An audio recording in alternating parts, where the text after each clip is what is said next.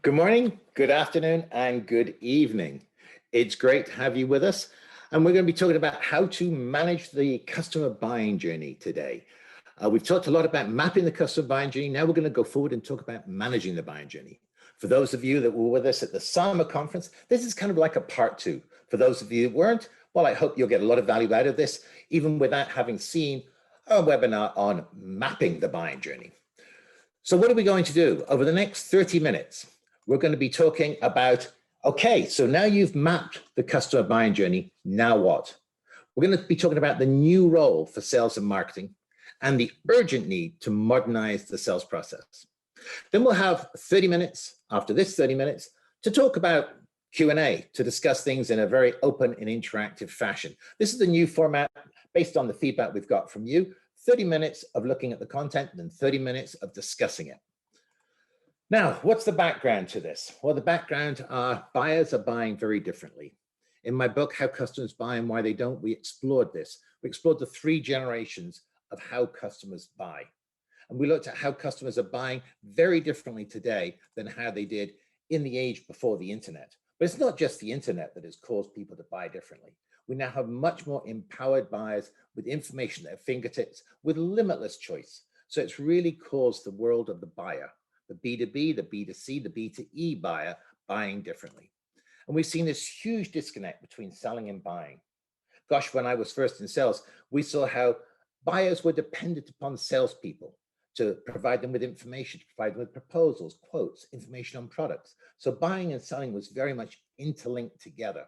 What we've seen today is how the buying and the selling processes have been ripped apart, that we've got very, very independent processes. And we see again and again how buyers go off and they're doing things without salespeople or us being connected in any way. Most importantly, of course, buyers do not buy today as a result of being pulled through a sales process. The notion of a sales process with those traditional steps 1, 2, 3, 4, and the idea of taking a buyer through the sales process, those days, I'm afraid, are long gone. Buyers do, though, buy as a result of a buying journey. Now, what do I mean by a buying journey?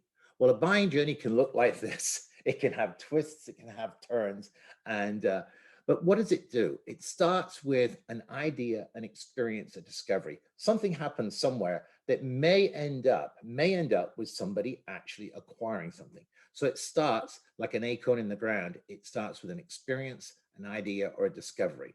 Then many things happen and many people are involved. And when we talk to buyers today, which is most of our business is mapping buying journeys, when we talk to buyers, this is the big thing that comes out. And it even surprises people when we ask them about, describe the buying journey to us. It surprises people how many people are actually involved and how many things happen along the way of the buying journey. Now, while people are going through it, it may slow, stop, or backtrack. So people don't go through this necessarily in a linear fashion, although there are sequential steps, but they may jump ahead, realize they've missed something and come back, or they may get held up at any point of that buying journey. And then it may, and this is really the big thing, it may eventually end up with an acquisition, change in their organization, and it's likely ongoing for some time. So when I use the term buying journey, I mean the entire buying journey from the beginning, the acorn going in the ground, right the way through to maybe the ongoing relationship and an infinite amount of time there. Now, the good news about this is that within a specific market, buyers buy a particular offering in remarkably similar ways. This is really important. In fact, we now define a market. We define a market as buyers that buy in similar ways. In other words, they're worried about the same kind of things. They're motivated by the same things.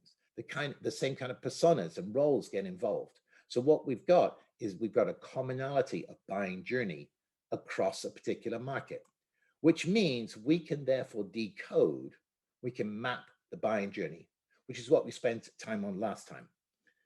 After the mapping buying journey, we can therefore look at how we manage it. And I believe, and this is something I've become extremely passionate about, you really cannot go to market unless you understand how your customers are buying. Once you understand how your customers are buying, you can then look to see how you manage it. So what does that look like? It looks like these 3 things. Let's start with mapping the buying journey. Then let's put together a strategy of how we're going to engage and maybe even change the buying journey. Let's put a strategy together, and then let's develop the new selling approach. Let's develop the new approach, how we're going to engage with the customers and manage them through their buying journey. So I'm going to use these 3 topics in the next a little while to go through what we think should happen. So mapping the buying journey, we spent a lot of time on this before, but what we want to do is we want to look at what are the main steps that a buyer is going to go through. What's the trigger that's going to start the buying journey? And then what's going to happen? How are they going to move forward through to potentially acquisition and beyond? And then what we said is for each of those, we want to map a number of things. We want to map what are the typical activities a buyer would do in each of those steps. What are they going to do? What are the touch points? When would they reach out to a supplier? Or when would they reach out to a third party for more information, for confirmation, whatever it may be? Then who are the key players, the personas? Who gets involved when across the journey? This is one of the most important things, that you can't look at this as a blend. You've got to look at it by step. As somebody's going through the buying journey, what happens? Who gets involved? What do they bring to the table? What's their different motivation? The buying style is how they make their decision of what they're going to buy and where they're going to buy it. 2 very simple questions that have a profound impact on our strategy and how indeed we organize and go to market. How do people decide where they're going to buy? And how do people decide what they're going to buy? We call that the buying style. The value drivers, how are people motivated? What's important to people as they go through the buying journey? The value drivers. And then finally, last but not least, the buying concerns. What are the anxieties? What are the things that can slow down or stop the buying journey at each of these stages? What do they discover? What happens? What are they fearful of? What do they say, wow, this is just too much for us at this time? What are the things that can stop the buying journey? So that's what we mean by mapping the buying journey. So when we've mapped the buying journey, it's the, okay, now what, which is the focus of what I'm going to spend time on in the next 20 minutes. What do we do next? We've mapped the buying journey. Well, the next thing is to craft a market engagement strategy. Now, what does this mean? It means we, marketing, sales, customer success, right the way through the buying journey, we have to support the customer through that end-to-end buying journey. That is the role that we now have. We've got to support the customer through the buying journey. But that doesn't mean just simply react and service. We need to move them forward, navigating them through the buying journey so they don't get lost. Buyers often will get lost. Buyers may never have bought this before, and buyers will find that friction. They may get lost. They may just slow down the momentum. It's our job as sales, marketing, customer success. It's our job to navigate them successfully through the buying journey, help them through the buying journey. We've got to be relevant at each step. That is an incredibly important concept. We've got to be relevant to the buyer. If we're not relevant, they're going to disappear. And if they disappear, we've lost control. We may still be there, but we're not really with them in their buying journey. They don't see value in involving us. And so they, again, may get lost in their buying journey. And then finally, and so importantly, we have to positively influence the buying journey. This is when things get very exciting, because our job as sales, marketing, and customer success is to change the course of events. If we're just servicing the customer and nothing's going to happen, why are we doing this? Our job is sales, marketing, customer success. Our job is to impact and positively impact the buying journey. Now, this is where it gets really interesting. There's only 4 ways in which we can do this.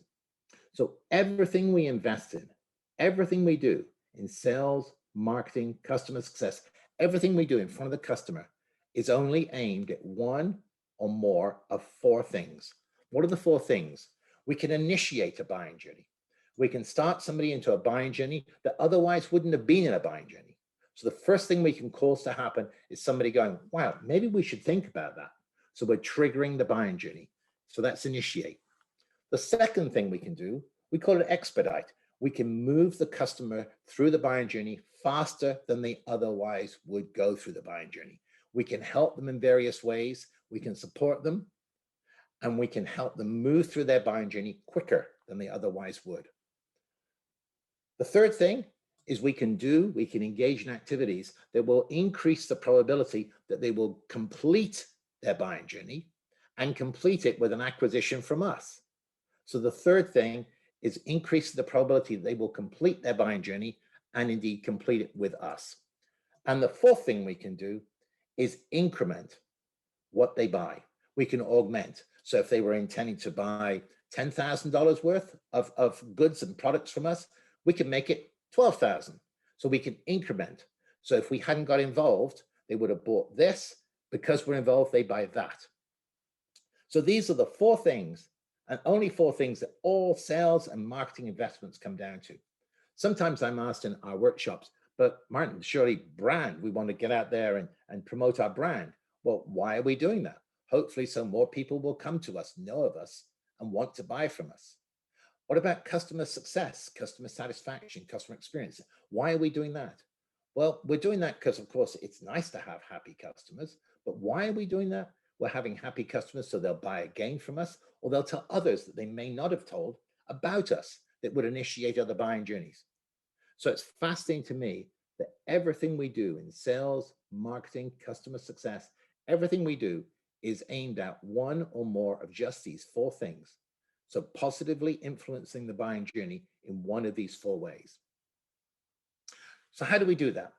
Well, this is the market engagement strategy.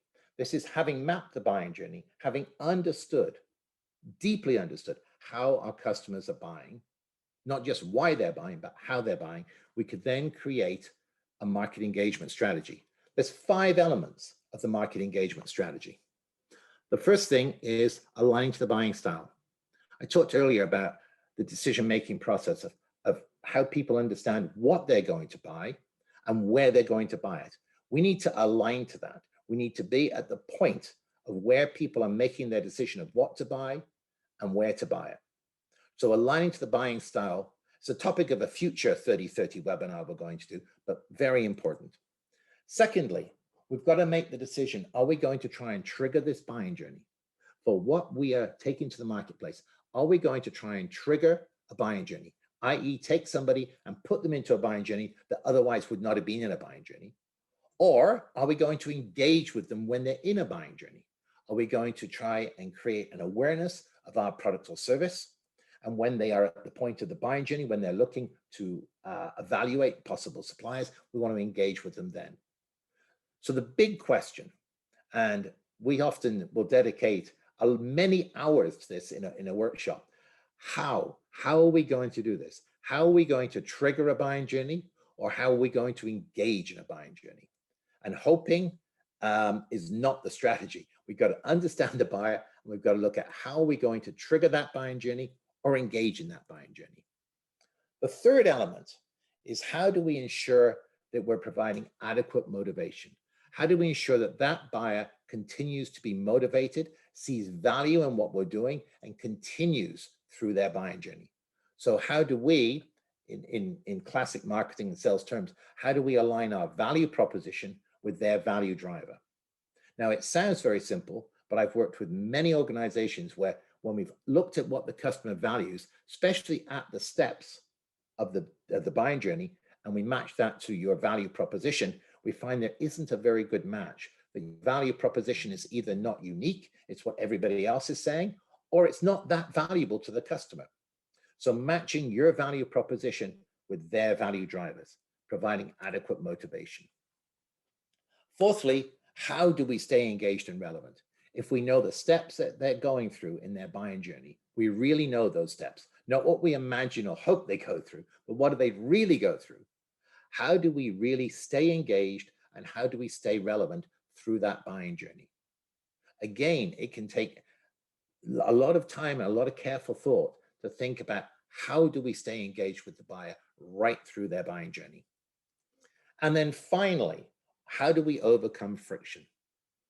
In my book, How Customers Buy and Why They Don't, we put that why they don't because what we find in our research, what we find is customers often know that a product is good for them. They know that an offering is good for them. They understand it. They believe in the value. They believe in the ROI. They do believe if they invest $10 with you, they're going to get $20 back, and they're going to get that back in 9 months or 18 months. They believe in the ROI, but they don't buy. Why is that? That is because of their buying concerns. It's our job to understand those concerns when we map the buying journey. And then when we do the strategy, it's our job to understand how to mitigate those buying concerns or manage them. Now, a very simple example of this is what's happened in the car industry over the last 20 years with warranties getting better and better. That there was a buying concern that what's the cost of ownership? That I buy a new car, but then how much am I going to spend on servicing it? So what we've seen is that buying concern mitigated by better and better, higher quality warranties. Now that's a very, very simple concern. Other kind of strategies that we've seen is when people are looking to acquire something, it's going to require training. It's going to require them to change some of their work practices. So what we've got to do is make sure that the customer sees that that is not as onerous as it may be, and we're there to help them. Now, an ironic thing happens here. Often when there's a buying concern like that, so let's say we're selling a product that's going to require people to be trained, or maybe workflow to change. So how people go about their job is going to change. There's an ironic thing that happens here.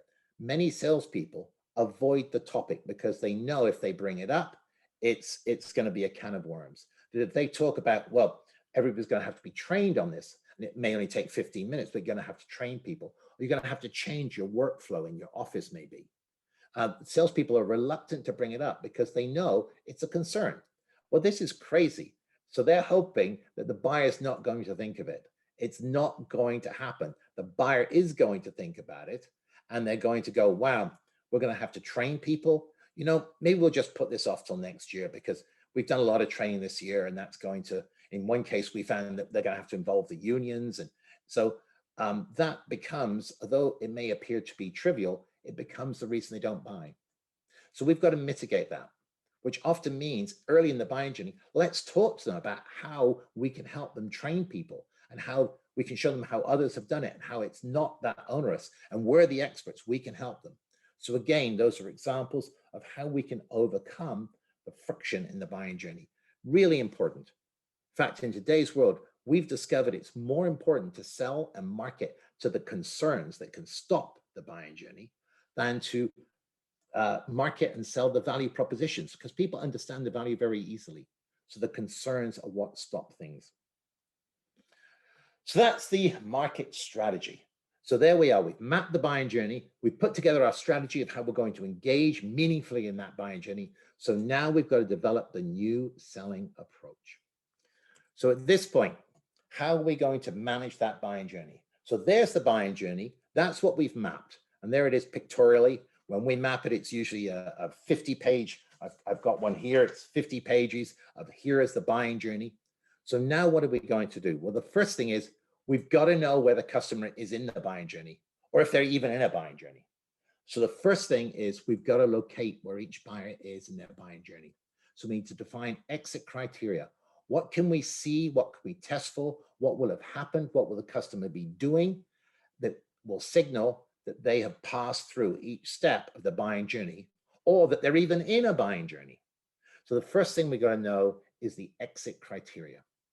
From there, we now know where somebody is in the buying journey. So what do we do next? What do we now want to do? We want to build a new selling approach. So for each step of the buying journey, we want to say, what are the activities that translate our strategy into tactics? So we've got to look at across the buying journey, and we've got to look at what are we going to do to translate our strategy into tactics. Now that could start in marketing. So the early activities to trigger a buying journey could be in marketing. And then the late stage activities, at the late stage of the buying journey, maybe customer success. But at each stage of the customer's buying journey, we've got to put down, what are we going to do? How are we going to support, navigate, and positively influence that buying process? So this is where we take our engagement strategy and we bring it right down to tactics. So we are thinking through and listing the best practices and what are the activities that we want to do to ensure that we continue to move that customer through their buying journey. Now that is really exciting to me, because essentially what that gives you is the new selling approach. So when you've defined that process, when you've defined the activities, engaged at each of the steps of the buying journey. Now, note, there is no sales process here. So people that are familiar with sales process, there is no sales process. There is only a buying process. And for each of those, here are the activities we're going to engage in the organization. So it gives you a single approach to managing the customer through their buying journey. Now, it leverages best practices and methodologies. It enables the sales team to know where the customer is and what they need to do to move the customer forward. It can align and coordinate the organization to the buying journey. And finally, this is the new sales process. And let me just stop on that point for a moment, which is, yes, this is a process, but the steps are not the traditional steps of the sales process. The steps are the steps of the buying journey. Now that's really interesting, because that means that maybe if step 4 of the customer's buying journey is issue an RFP or look for suppliers, and that's the first you hear of the opportunity, you are actually starting at step 4. So traditionally, you would put that was starting at step 1 of the sales process. You're not. You're at step 4 of the buying process, and you haven't been involved in steps 1, 2, and 3. So naturally, you may well be compromised, but you're at step 4 of the process. So everything is keyed off the buying journey. Now, having done that, and to me, this is where this gets very exciting, that you've now defined what the activities are that you need to execute to support, navigate, and positively influence the buying journey. You can now say who does what, who owns what.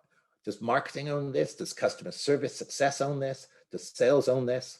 So we can start to put the roles behind each of these activities, and we can align and coordinate the organization, and we can get clarity of roles and responsibilities, all driving the buying journey in accordance with our strategy.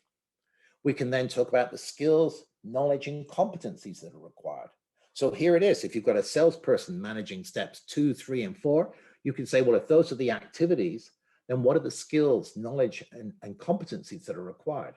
If you have BDRs at step 1, developing leads and prospects, you say, okay, what are the activities? What are the skills and knowledge that's required? From there, you can look at, so what tools, technology, and content? What content do we need? What marketing content? What messages do we need to support our strategy at each step of the buying journey? And then finally, we can put metrics in place. And here it's really interesting, because we're not measuring the sales process, we're measuring the buying process. So what we're really measuring is, how long does it take for a buyer to move through step 1? What can we do to accelerate how fast the customer moves through step 1 of their buying journey? So we can look at the metrics of the buying journey and how we're influencing it. And finally, and this is where it gets so interesting, for those familiar with the sales pipeline, this becomes the sales pipeline. So the sales pipeline itself, and of course, we're all familiar with the sales pipeline and the funnel, the steps of the sales pipeline usually represent steps of the sales process or forecast probabilities. In my mind, those are all subjective, and I find them at the best pretty useless. In fact, it's all gained, and it's not a great way to try and manage the business. What we do is we say the steps of the buying journey become the steps of the steps of the sales pipeline become the steps of the buying journey. So therefore, in your sales pipeline, everything at step 4 is at step 4 of the buying journey. You've got objective criteria for how to classify that, and you know where each opportunity is in the buying journey. So all those that are at step 3, you know where they are in the buying journey and what you need to do to move them forward to step 4. An interesting thing happens when we take our clients from a traditional sales pipeline to this, and maybe in their CRM systems. And this is not necessarily good news. We see pipelines collapse. We see a lot of opportunities move backwards, and we see a lot of opportunities fall out. And what we're doing is we're tidying up the sales pipeline. So all of those opportunities that were late stage and maybe even forecast, when we look at it, they're not at that stage of the buying journey. So what we see is that pipelines traditionally go down and go backwards, which isn't a great thing on the surface. But if you look at it, then forecast accuracy massively goes up, because all of those opportunities that were there, you're hoping and praying they're at step 5 and about to close, they're really not. So you're tidying up and having a far more robust way to manage opportunities through the pipeline. So there it is. That's mapping the buying journey, crafting the market engagement strategy, and then developing the new selling approach. A selling approach that is totally focused on the buying journey. So what? Here are the outcomes. What do we find when this is embraced by an organization? We find that resource alignment, we're allocating our resources in a much more effective manner. We find that this is a scalable and repeatable process, that we're now managing things in a very objective way. We know where opportunities are. We know how to move opportunities forward. It gives us a highly robust pipeline that is far more useful than most of the pipelines we see today. It's totally customer centric. So you're organizing everything around the reality of how customers buy. And of course, training, support, and tools can all be, again, coordinated into what you really need to happen. So that really is the outcomes of adopting this. This really was what we were looking at. We've mapped the buying journey, now what? So hopefully we've answered that question. The new role for sales and marketing, absolutely, and I feel passionate about this, the new role for sales and marketing is to manage, navigate, and positively influence the customer through their buying journey.